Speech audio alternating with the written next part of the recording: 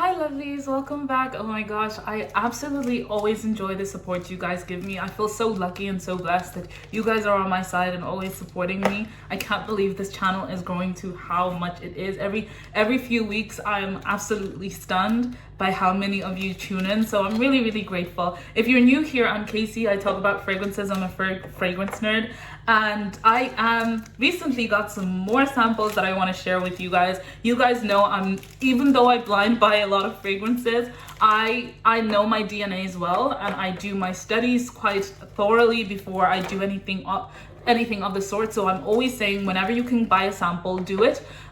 Mostly because you get to know what you like more and get to know DNAs better. But you know, if you can't buy samples, I always say go to the nearest store and smell whatever is in store and just fragrantica it. What is it similar to, okay? Like, and get to know it a little bit better. You know, we all have to do our part, but we cannot be perfect at everything, you know? So here is a review. So we'll be giving my first thoughts on some of these fragrances. Now I pulled them all out of the bag and now they're all a mess, so it's kind of like confusing me. That's why I was looking up and down. But anyways, the first one we're going to talk about is Brioche Vanille, and this is from Lattafa. This is a definite gourmand. It has brioche, bergamot, freesia, balsam fir, heliotrope, benzoin, vanilla, and praline. This is one of those fragrances. I'm trying to figure out where I can spray it. This is one of those fragrances that I feel like it is so hyper realistic, but they really took it somewhere else. They kept the perfumey touch in this fragrance. You can definitely understand the brioche and the vanilla, but this is not. It's, oh wow. I think the craft in this fragrance is absolutely amazing. Like, you can smell not just the brioche flavor or smell, but it's the texture of the bread. Insane. Lattafa has outdid themselves with this fragrance. I think, if you ask me, this should be up here above Eclair, but that's my own personal take. So we all do what we want to do. This really opens up with that brioche texture and vanilla. It projects like insane, guys. I'm actually eating this fragrance and I've just sprayed it once, but then it doesn't go too far with that, like with that bready floral texture. It's the bergamot and the fir make it a little bit masculine leaning. It gives it that kind of fresh green vibe, and the heliotrope, and I actually think the white florals, the freesia, actually also adds to that. So the freesia is adding to the texture of the breadiness and actually the breadiness, but it also is making it kind of green and, you know, soapy, I guess. But then you have the benzoin and vanilla that goes back to pair with the brioche and then the praline. So it's like, before you kind of broke the bread and you had the texture of the crumbs, and then finally you have in the end you're having praline. So the praline is almost like the little sugary gloss that you have on top of brioche bread, if you know what I'm talking about, and the vanilla. But these are not, it's really interesting how they do the brioche vanilla. It's not the center of the fragrance. It's what gives this fragrance differenceness and pulls it into a whole different direction. This is one of those fragrances that, wow, it's niche quality. There's no question about it. It's well blended, it's beautiful. The texture, the pictures, the feeling of the fragrance is unmatched. There's nothing that I have smelled that I can say it does what this fragrance does. It's so bloody beautiful, and it definitely projects so much. Like I told you, I made a little spray and it lasted long, and it went straight into my mouth. Now people are saying this has moderate longevity. I did wear this once, I think, when it first came, but I didn't wear it for long. I definitely want to counter that. I want to counter that because I already feel like, because of the heliotrope and I feel like there's jasmine in here, or lavender. I feel like there's lavender, but maybe that's the heliotrope.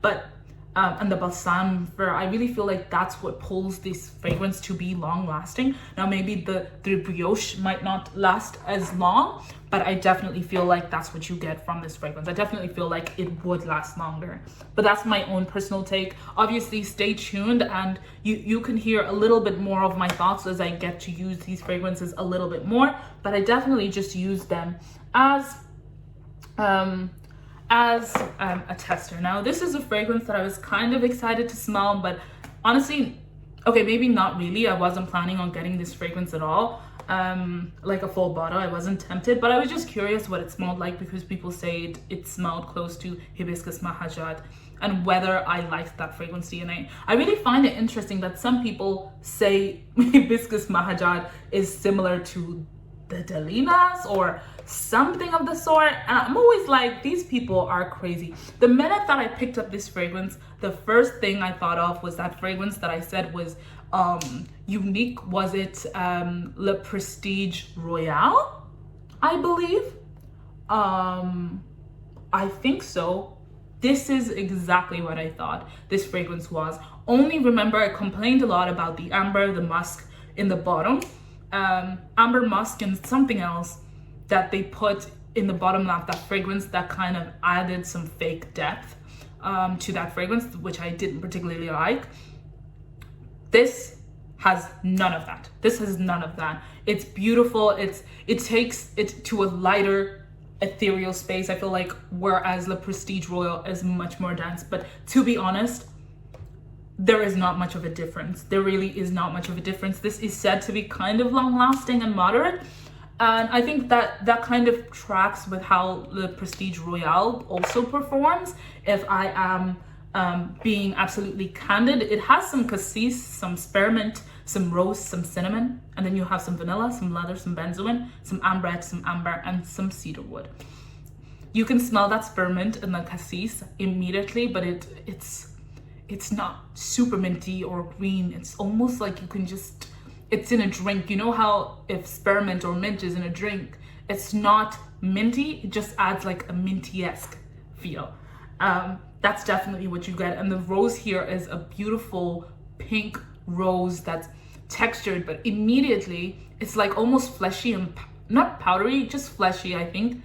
And then immediately you have the cinnamon and the vanilla and the amber just like straight in. So you don't really get to enjoy the floral for what it is. It's definitely there, but it's definitely just like being ransacked by the okay, that doesn't sound nice, but it kind of just like, there is no time to enjoy that bit of the fragrance. I feel like the spearmint, definitely when you spend time to look for it, you can enjoy it, whereas the rose, it kind of speaks up for itself, and then everybody in the family is like, yeah, like immediately interrupting. And that's not to say that it's badly blended or anything like that. I think that's just that is just the soul of the fragrance itself. I really want to find the Prestige Royale now, so I can just have a look at yeah, so it is Le Prestige Royale that it's close to. A lot of the things are the same. I think this has some white florals as well and some blackcurrant instead of cassis, but it's pretty much the same DNA. People say that one is more eternal. I'm starting to think actually you get nose blind to those fragrances, because it seemed, I think I got a compliment sometime 2 weeks ago from wearing the carrelage fragrances, and I was like well into the 8th hour, like really surprised. I kind of wore it because I thought it would wear off, and I felt like it had worn off, but my colleague, when I walked past him, said I smelled lovely, and I just was like, what? What? Exactly. So yeah, so I do feel like it's similar. I'm not really tempted to get this fragrance at all. If I was to pick a favorite, I think I would definitely maybe pick this, just because it's a little bit lighter. And I don't like the white and the white musk and the amber in the other fragrance, but I already have one. I don't think I'll go looking for anything to replace that fragrance with, especially if it turns out to be a lot more long lasting than I think. So yeah, So yeah, this one I feel like it would last me like something like 6 hours, but that's only purely out of my head because I feel like the way the fragrance is constructed kind of gives that. Okay, this one is one that I was really, really excited to smell, and every time it's one of those I've been studying. I'm really curious because it's getting quite viral slowly, but I feel like I can never pick it like from memory whenever I watch the videos. I can't remember it even though I've had the sample here for about a week. And I think it's because it's such like a unique DNA and it's so hard to describe. I feel like this is a take on Blazing Sam, is it? From Bewitching Yasmin from Penhaligon's. If you know Penhaligon fragrances or you've smelled them, they are very herby and amberous, right? There is a lot of herbs and a lot of ambers, like super spicy, like cardamom, and you have your oud and incense, and it just is like a really unique mix, let's say it like that. And they tend to be very very dark fragrances, like some of them, right? So, and they're definitely not blind buy safe, but they're so unique, so unique. So in saying that, you have some coffee, some cardamom in the opening. In the middle, you have some jasmine sambac, and then in the base, you have some vanilla oud and incense. This is a beautiful fragrance. I feel like, I think it's pretty close to whatever it's trying to do, though I don't remember smelling Bewitching Yasmin, to be honest. All of those fragrances tend to like just blur in my head, the Penhaligon ones, the darker smelling ones, because they're so out of my comfort zone, but I can recognize that they're well crafted and they're so unique and they quite literally leave an impression. This is one of those fragrances that I feel like you could wear like a dark cloak and you're like in a Merlin show, if you've ever watched Merlin, and you're like in the woods with that little cloak in the dark, and it's misty and it's bewitching and it's kind of exactly mystical in a dark way. It's a very, very beautiful fragrance. I feel like I would be tempted to get a full bottle of this fragrance just because it's so unique and so well blended and done. I don't think there is any fragrance that I don't think that we're gonna see Bewitching Yasmin done again in such a beautiful way. I think if anything, we're probably gonna see it in a longer lasting, because here people are saying it's long lasting and not eternal. Maybe we might see a better performing version, but I think this is enough. I really don't think you would regret this purchase at all. Now, am I tempted to get it?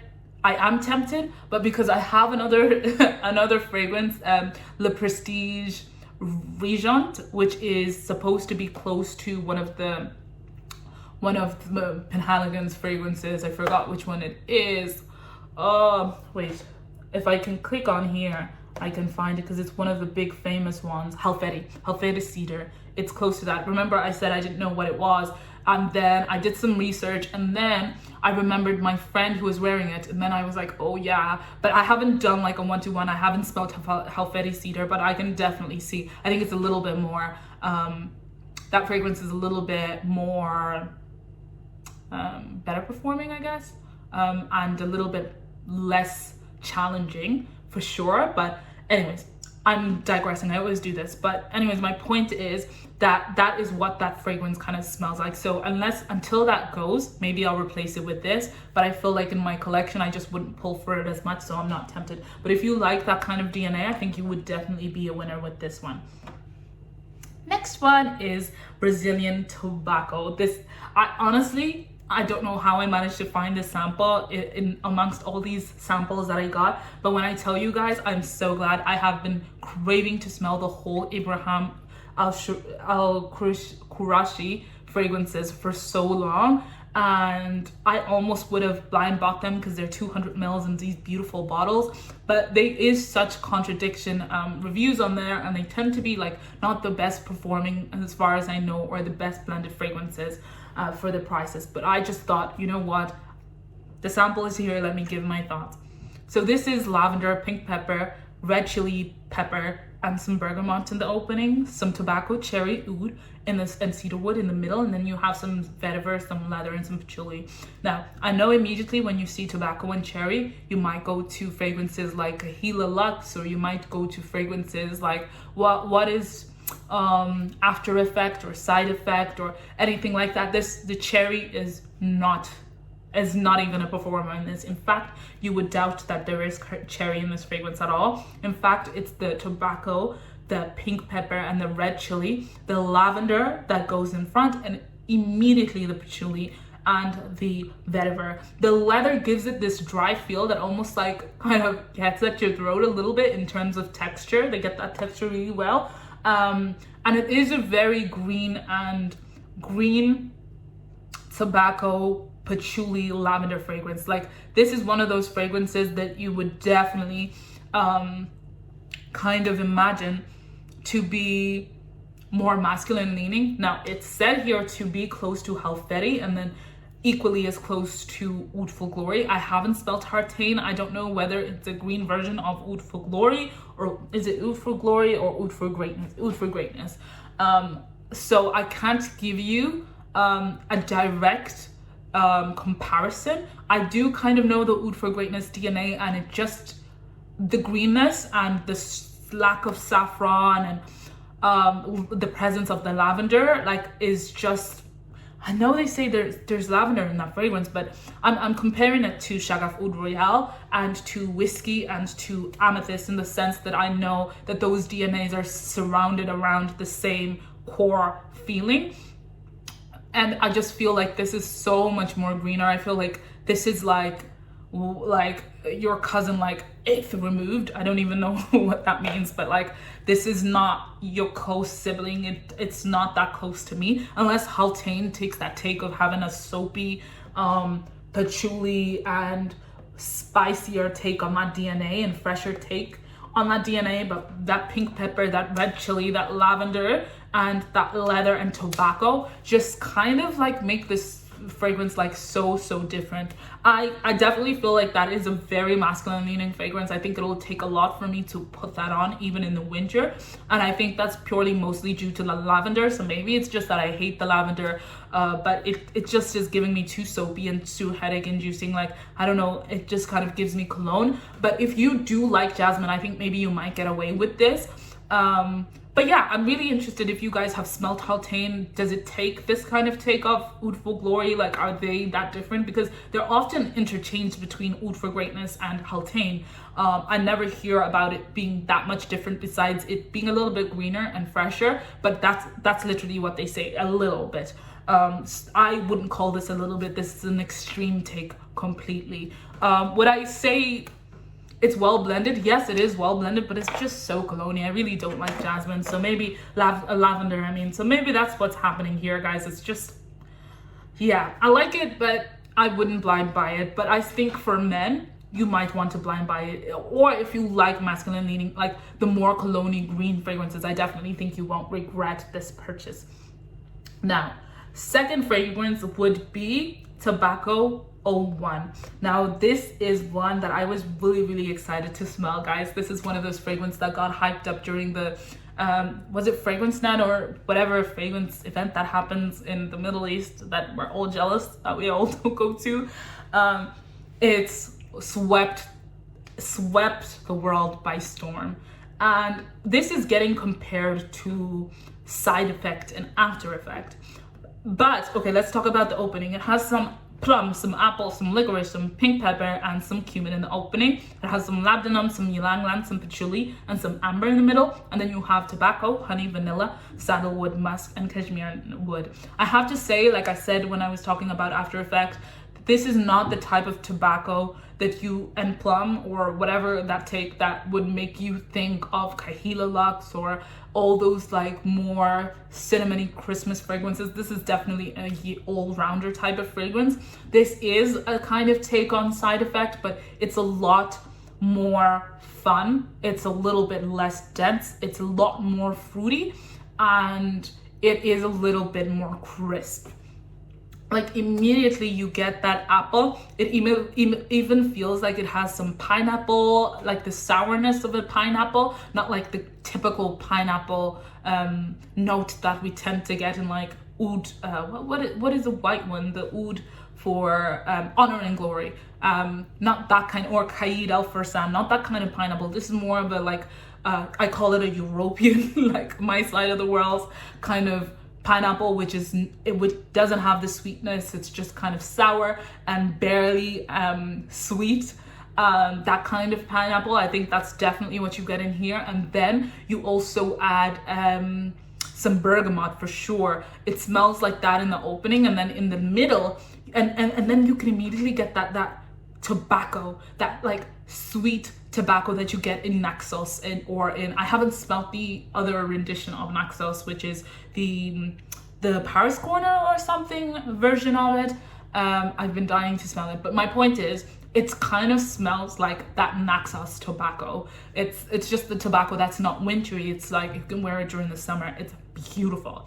This fragrance, definitely in my fragrance collection. I would love to get Naxos and put it side to side and see whether one is replaceable by the other. This is definitely an all year round fragrance. This is Side Effect for women. If you found Side Effect was a little bit too mystical and too dense and too wintry, this is your replacement. And I don't see anyone regretting this because I have Side Effect, not Side Effect, After Effect. Why did they name them so similar?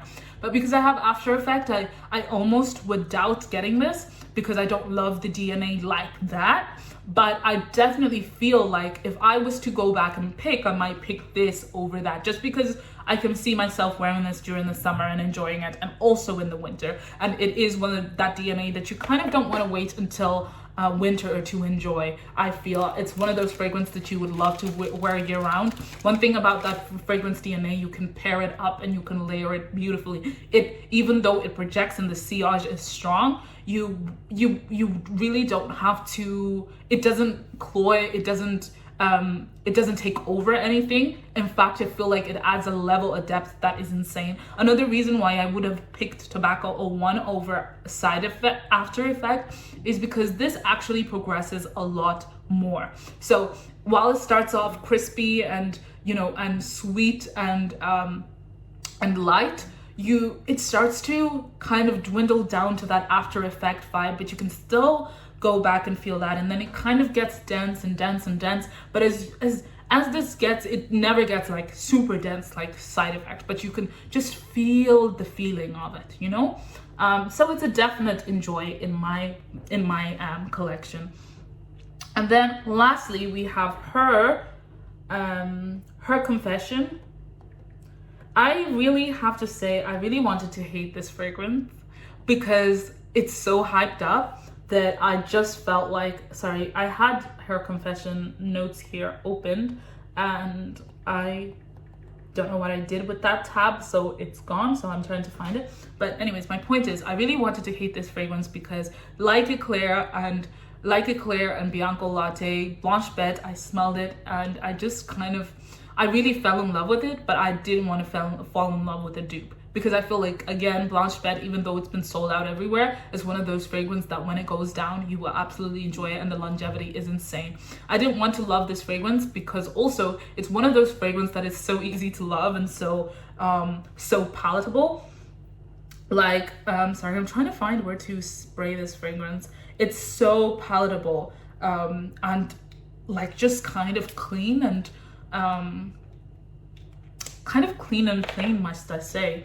This has like mystical in the opening and cinnamon, and then you have some tuberose, some incense, some jasmine, and some mahogany, and then in the base you have vanilla, tonka, and musk. My gosh, no matter how much I want to hate this fragrance, I'm in love.